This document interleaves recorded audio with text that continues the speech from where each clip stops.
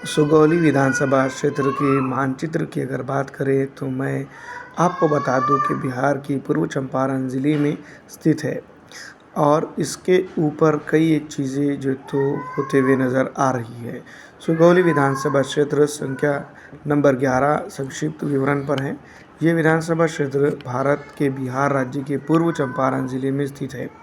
पश्चिमी चंपारण लोकसभा क्षेत्र का हिस्सा है और डेवलपमेंट के मापदंडों की अगर बात करें तो इस इलाके के अंदर ना ही लोकसभा के जरिए से और ना ही विधानसभा के ज़रिए से और ना ही स्थानीय निकाय और कई एक चीज़ों से डेवलपमेंट यहाँ पर हुआ है। इसमें कई एक बड़ी चीज़ें निकल कर सामने आती हैं। इसमें अगर बात की जाए तो 2015, 2010 और 2020 के विधानसभा चुनाव की बात करें तो कई बार उठापटक देखने को मिली है। लेकिन दोस्तों जनता की बात से बखूबी अब वाकिफ़ हो चुकी हैं कि इस इलाके के अंदर डेवलपमेंट नाम मात्र भी नहीं आ सकता है। पिछड़ा हो, दलित हो, आरक्षित हो, मुस्लिम हो या यादव समाज हो, हर तरह के तबकात की अगर बात करें तो काफ़ी परेशान हाल नज़र आ रहा है। इस विधानसभा क्षेत्र के ऊपर कई बड़े गंभीर मुद्दे हैं, जिसमें सबसे अगर बात की जाए तो पलायन है। 2015 में रामचंद्र सहानी ने आरजेडी के ओम प्रकाश चौधरी को लगभग 7756 वोटों से हराया था और 2020 में आरजेडी के इंजीनियर शशि भूषण ने विकासशील इंसान पार्टी के रामचंद्र सहानी को करीब 3447 वोटों से हराया था। इसके बावजूद अगर बात की जाए 2025 के विधानसभा चुनाव की तो इस विधानसभा क्षेत्र के ऊपर कई पॉलिटिकल पार्टियां अपनी पुरजोर तैयारी में जुटी हुई है।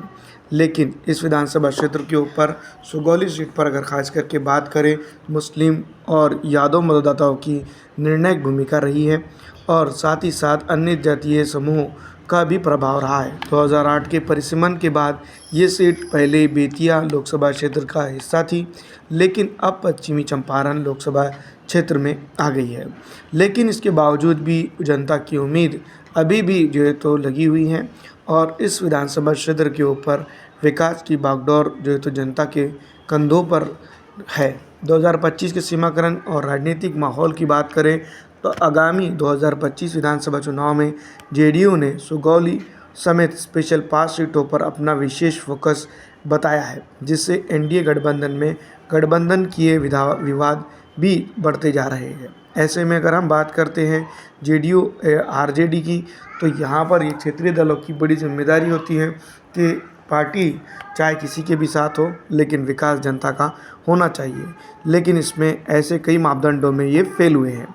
यदि आप सुगौली क्षेत्र की बात या जनसंख्या और कई एक चीज़ों का जानकार हैं और आप अगर इस सुगौली से ताल्लुक़ रखते हैं तो बताइए कि इस बार की विधायक जी को आप 10 में से डेवलपमेंट में कितने नंबर देंगे। फिलहाल दोस्तों इस जानकारी के लिए शुक्रिया। आपका दिन अच्छा रहे।